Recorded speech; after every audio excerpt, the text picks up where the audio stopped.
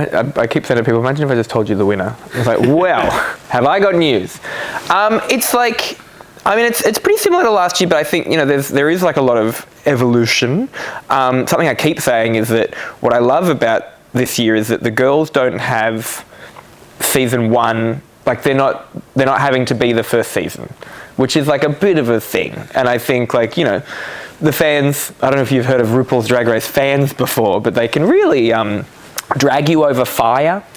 But this year they kind of don't have that. And I think what's great about this year is that the queens that we have, they're not the most famous queens yet. They're not the most established queens that we have in our two countries.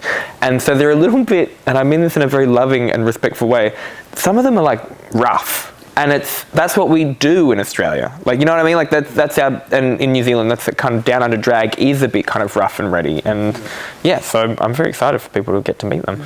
On the last day of filming season one, Ru had, you know, there was Michelle, Ru and I, and the queens had gone back to their area, and we had done the last shot, and Ru was like, and it was like the most intense moment of my life. It was like, Ru looked at me like in the eye and was like, this was so great, I'll see you next year.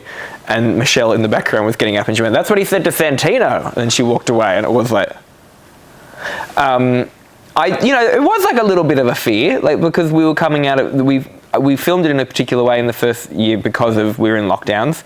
And I thought there's every chance they might bring someone new in, or like either, you know, we alternate with someone, but no, it's just me, baby. And I was just happy we're doing another season. No one teaches you how to do it.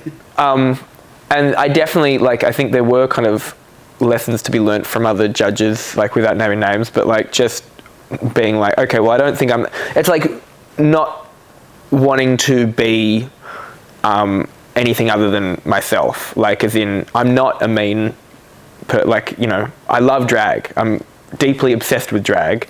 And so I kind of think of myself as like the Paula Abdul of the group, in that, like, I'm not going to say anything mean. I'm gonna maybe be like a bit catty about things, but I'm never gonna mention, and that eye isn't right. That I made a choice pretty early on to be like, I'm never gonna give the type of feedback that is like structural or gown based, unless it's like, that doesn't fit you, why are you wearing that?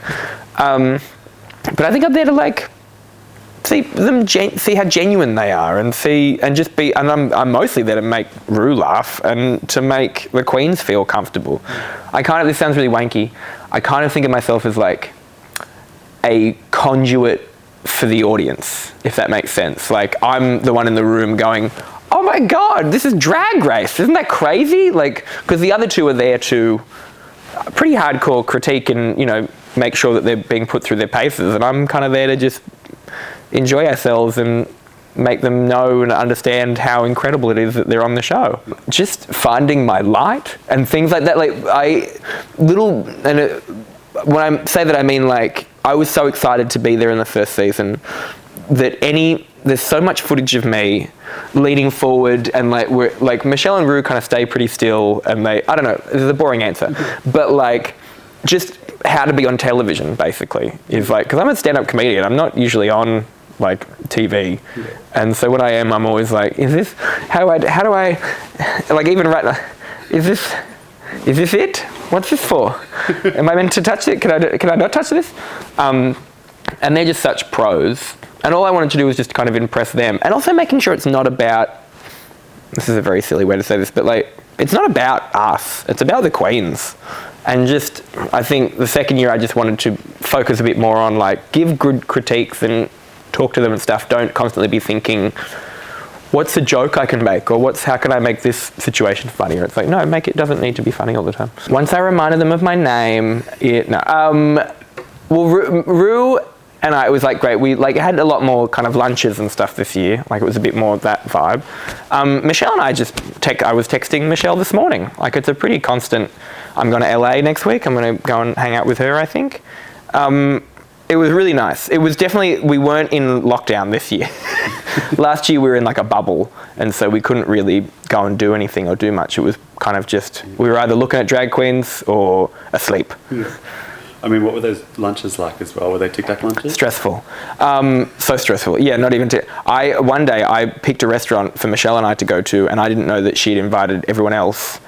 And I got there and Ru arrived, and I was like, suddenly just realised I'd picked a restaurant for Ru to come to, and you know, she's a millionaire, and I'd picked like a kind of good but dingy like seafood place, and the first thing that happened, she sat down and she went, "So why did we come here?" And Michelle just pointed at me and was like, they'd picked it. And I was like, Jesus Christ, but everyone had a good time, luckily. It's like real, and it's like, you do hear things, you know, when the cameras aren't rolling, it gets said. And it is wild, like, to be in, you know, because also names get dropped that you're like, what? Like, and realize, you know, I don't mean that they say shady things about anyone, but I more mean like just people that they're having casual conversations about. Like, you know, I try not to, you know, it's hard not to fangirl over someone like Ru all the time, and I think she kind of knows that. But just not wanting to constantly be like, what's Lizzo like? Or like, you know, when you sang that song with Lady Gaga in like 2016, and like that's not like, have you ever sung with live? Like, you know, just like that type of stuff all the time. They do have like a shorthand with each other, and because I often think it must be strange. You know, we all have friends that we've had since we were kids or something, and there's history there. But you know, none of my friends that I went to school with are now icons. And so it must be very strange for the two of them. Like, they both are now, yeah. I knew, like, not until I got there, like, I don't get told who they are before we get there. Thank God, because get a couple of wines in me and I'm chatty. And I knew some of them, yeah. Like, this is, there's a couple of them, like Molly Poppins is from my hometown. Like, I was aware of like some of their work just from being at drag shows and stuff like that. But I'm more excited about, you know, there was queens that I'd never heard of before, and that's kind of the thrill of it, like having no context for someone and to see them either lip sync for the first time or like do a challenge for the first time. Especially, we have, like, without giving anything away, we have a few more kind of acting-y kind of challenges and stuff this year, and being able to, especially, you know, if a girl's a bit quiet and then suddenly they just like deliver a performance, it's like, it's thrilling. It's like, you know, it's thrilling enough to watch it on the show, but to be in the room, yeah, they're all wildly talented this year. It felt like I was having like a head injury had set in, because I'm on the show. Like, that's and I don't want to make it all about me, but like, in my head, it is a little bit all about me. And I was in Canada at the time, working on this other thing, and yeah, sitting and watching the, you know, when it says like, with judges, Michelle Visage and Rhys Nicholson, and then it was me, and every episode I'd be like, that's me! It is weird.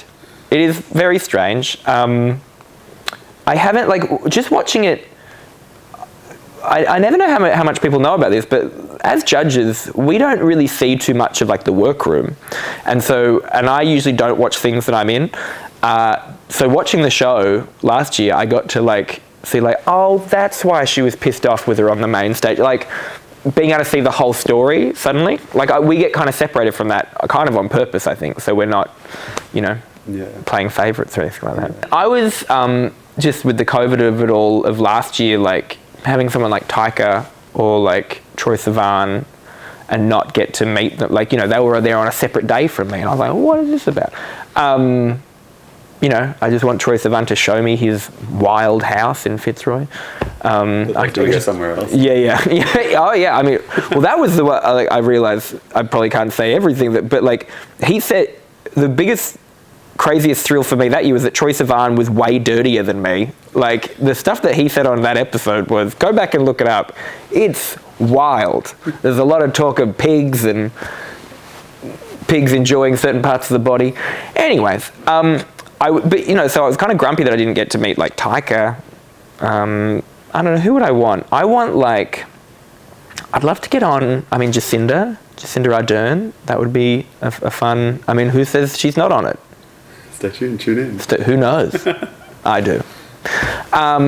I think that would be, like, so much of it is just, I just want to meet certain people. Yeah. Like, I don't know, Dolly Parton, Cher, our Lord and Saviour, Jesus Christ, you know, just the devil. In the way the devil is there all the time. I think Snatch Game is the best when some, like, I think one of the best snatches ever was Jinx, when she played Little Edie.